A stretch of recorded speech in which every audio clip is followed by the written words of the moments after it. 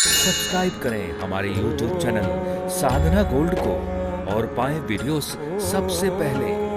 Bell icon दबाना ना भूलें। राम जी ने अयोध्या का अपना अधिकार छोड़ दिया। किसके लिए छोड़ दिया? बोलो जोर से। भैया भरत के लिए। राम जी ने अपनी अयोध्या का राज्य छोड़ दिया। जब राम जी ने अपना राज्य का अधिकार छोड़ा तो रामायण जैसा ग्रंथ तैयार हो गया। और पांडवों ने अपना अधिकार छोड़ा नहीं, उन्होंने अपना अधिकार धृतराष्ट्र से मांगा कि मेरा राज्य मुझे वापस करो, मेरी सत्ता मुझे वापस करो। और जब अपना अधिकार मांगा तो क्या हुआ? अधिकार छोड़ दिया राम ने तो रामायण लिखी गई, और अधिकार मांग लिया पांडवों ने तो महाभारत लिखा गया। यही विडंबना है आज समाज की। आज एक भाई यदि अपना अधिकार छोड़ देता है तो दूसरा भाई उस भाई को बेवकूफ समझने लगता है और मांगने लग जाए वो भाई कि हमारा हिस्सा हमें दो, तो भाई भाई में महाभारत छिड़ जाता है। आज भाई भाई में महाभारत चल रहा है कि नहीं? प्रॉपर्टी को लेकर। ये धन का विवाद कोई आज का नहीं है, ये धन का विवाद तो द्वापर युग का है। त्रेता युग में तो राम और भाई जैसे, राम और भरत जैसे भाई हुआ करते थे। यदि उन भाइयों की चरण धूलि माथे पे लगा लोगे तो कभी भाई भाई का विवाद नहीं होगा। लेकिन अब राम कथा सुनने का समय किसे बचा है? लड़ने के लिए, कोर्ट कचहरी के लिए समय है, पर राम और भरत का प्रेम सुनने के लिए और पढ़ने के लिए समय नहीं। आज हमारे भारत में कोर्ट कचहरी में सबसे ज्यादा फाइलें भाई भाइयों की हैं। सबसे ज्यादा विवाद भाई भाई का। भारत में गिने चुने भाई ऐसे हैं जो प्रेम से रहते हैं।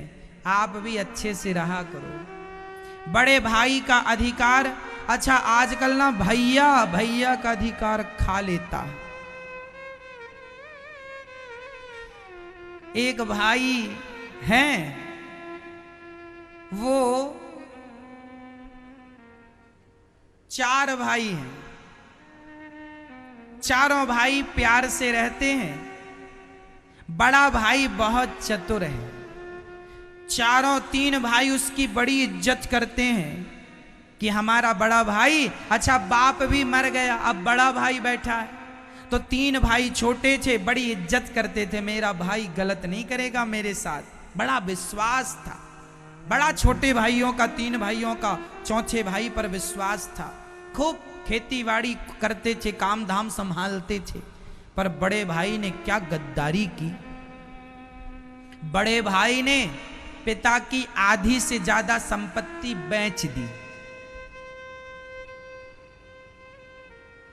ये सारे भाइयों की कहानी नहीं है। जो जिनकी है वो समझ लें कि ये हमारी चल रही है। तो उसने सारी आधी संपत्ति प्रॉपर्टी बाप की बेच ली और बेचकर पैसा लेकर अपने नाम की प्रॉपर्टियां खरीद ली। देखना जरा चतुराई।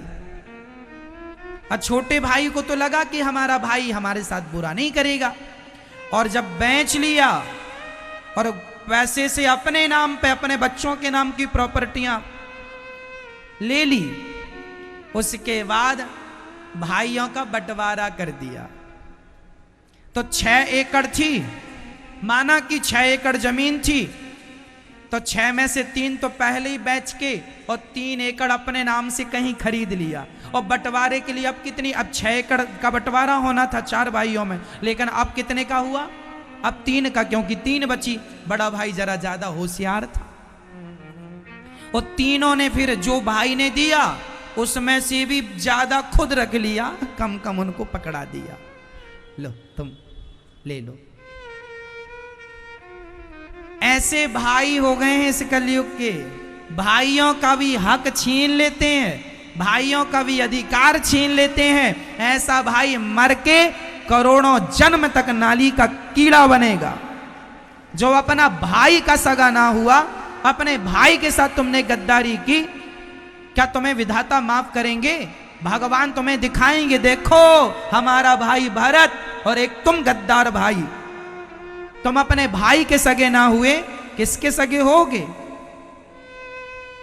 अरे अपने भाई के साथ तो गद्दारी ना करो, विधाता तुम्हें इतने हंटर बजाएगा, नानी याद आएगी। ईश्वर की लाठी में जरा आवाज नहीं होती, और जब मारेगा कस के पड़ेगा, बेटा रुको तुम, कर लो तुम बेईमानी, कर लो अत्याचार, भाई भाई तुम बेईमान ना बनो। बंटवारे के समय ईमानदारी से चलो, ईमानदारी से चलो। किसी के हिस्से में दो, पिता अपनी मर्जी से दे रहा है, 2-4 फीट ज्यादा दे दिया, 2-4 चीजें ज्यादा दे दी, वो पिता की मर्जी, वो दे दिया, उसका अधिकार है।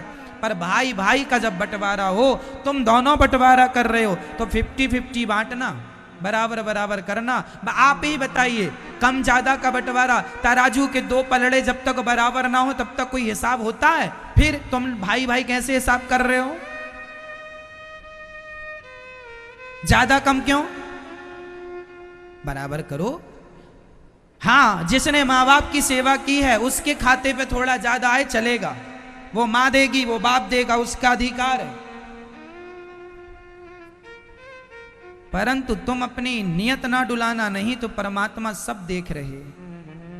गलत करने वाले के साथ परिणाम अच्छा नहीं होगा। मेरी माँ, कुछ दिन वो चकाचक खा सकता है, कुछ दिन वो चकाचक रह सकता है, लेकिन जब उसके पाप निकलने शुरू होंगे तो आप सब देख लेना कि उसके पापों का परिणाम उसे यही मिलेगा, जाना कहीं नहीं पड़ेगा। ये धरती जो है ना, ये पाप पुण्य की भूमि यही सबको देती है, यही मिलेगा। गलत ना करना किसी के साथ, ना भाई के साथ, ना जमाने के साथ। हम क्यों किसी के साथ गलत करें? बेईमानी का 1 रुपए भी नहीं रखना चाहिए मेरी माँ, 1 रुपए नहीं रखना चाहिए।